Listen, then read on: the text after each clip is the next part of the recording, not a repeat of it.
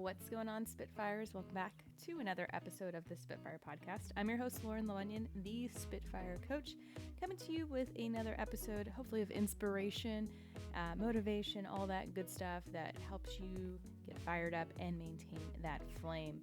If you are not already subscribed, this would be a good time to remind you that you probably should. Wherever you get your podcasts, Apple Podcasts, Google Play, Spotify, or SpitfireCoach.com, you can subscribe and you get to listen to me once a week. It's amazing. No, I should be kinder to myself. Yes, it is amazing. And sometimes I will actually talk to other people other than myself. It's amazing. Or my dog. So make sure you're subscribed. If you love an episode, we would love it if you passed it on to a friend and left us a review. It helps us get the word out. So I just did something big. I didn't think I was going to do it this soon. But I am a person that once I make my mind up, I have to act on it. Not in an impulsive way, but it's like once my body knows, it can't unknow.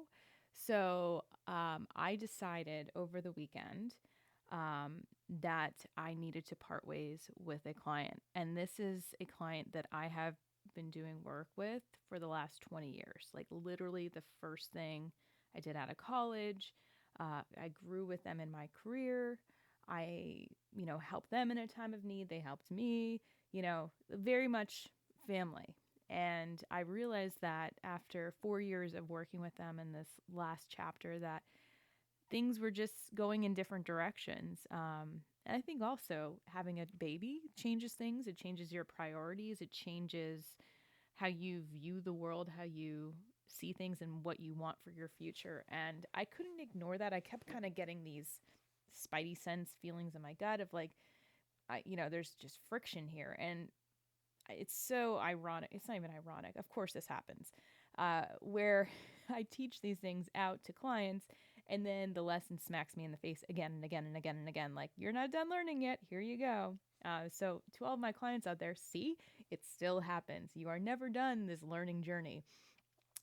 So I kept feeling this friction. And what I teach out in resentment release is that when you have friction in agenda, in ideas, in kind of expectations, when they're not addressed, when they're not resolved, that friction then becomes kind of a initial level of annoyance where we're kind of like, oh, that stinks, but not that big of a deal. And then when we ignore that, it goes in a little deeper and becomes more of a longer lasting frustration. So it has more of a stinging effect on us. Like, here comes a pattern. This happened last time. It's going to happen again. Here we go. So that was happening. And then before I knew it, the frustration started turning into rage and resentment, where I was not loving the work I was doing, where I was not appreciating, the people I was working with, where I was just like, what is happening? And I found myself getting really angry, wanting to kind of advocate for myself and stand up for myself and like really feeling like I was hitting a brick wall. And I'm sure that the client was picking up on this. And if not, then I'm a really good actor. But it was what I was feeling of like, I keep doing these things and look, I've made all these sacrifices and look, I didn't take a maternity leave. Like I say it jokingly, but the reality is I took 3 days off and started working for this client while I was recovering from giving birth and raising my kid, and adjusting to motherhood and all of the hormones that go with it, so that I could run this meeting 3 months later, which I took my kid and my mom on. And I think that I probably shouldn't have agreed to do that. I should have just said, you know what, someone else can do this. But me and my overinflation of capability, capacity, talents, whatever it is, my ego really decided that no, we're gonna push on. We're gonna keep doing this. And then there was a part of me that was like, they didn't even appreciate it. Like, but also they didn't have to. Like, I'm gonna let them off the hook on this because I put myself in the position to do it, and I should have done it free of expectations, but I didn't.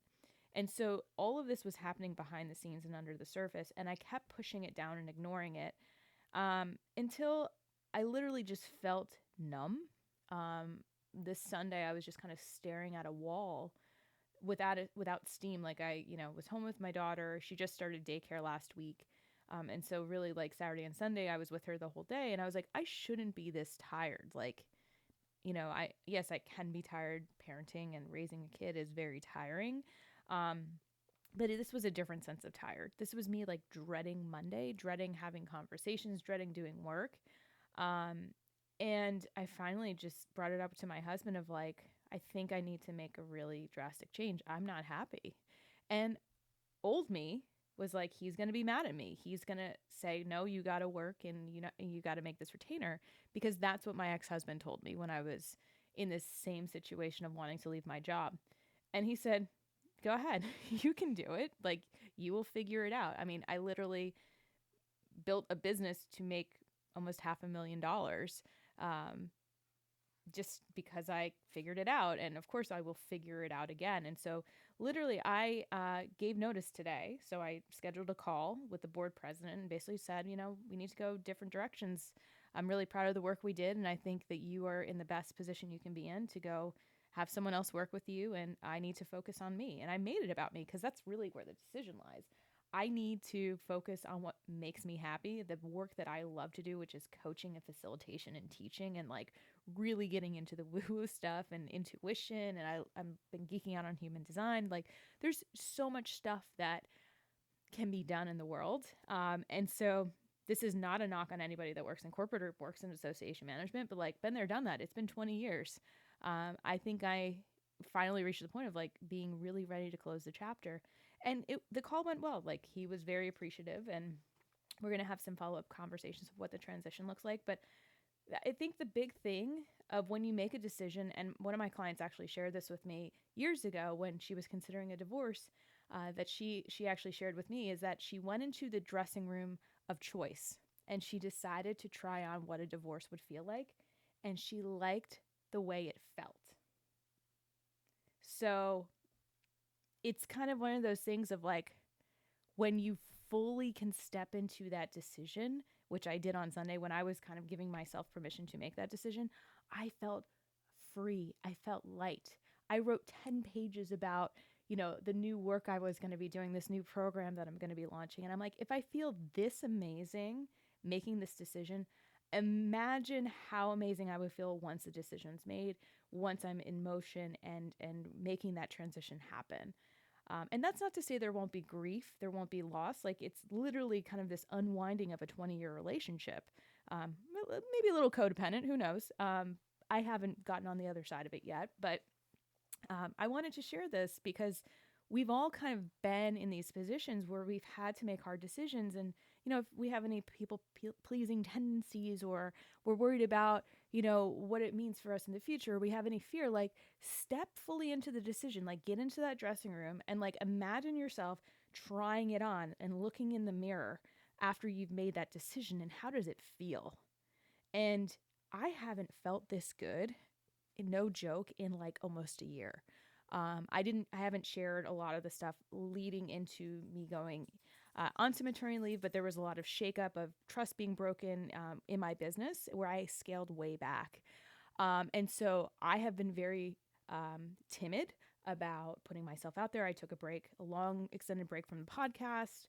I haven't really put myself out there in the ways that I used to. And so this is really the first time in a very long time where I felt like me again, where I felt inspired to create, where I felt inspired to share and inspired to rebuild community. So I've been having conversations with people I haven't talked to in a very long time in a very different way.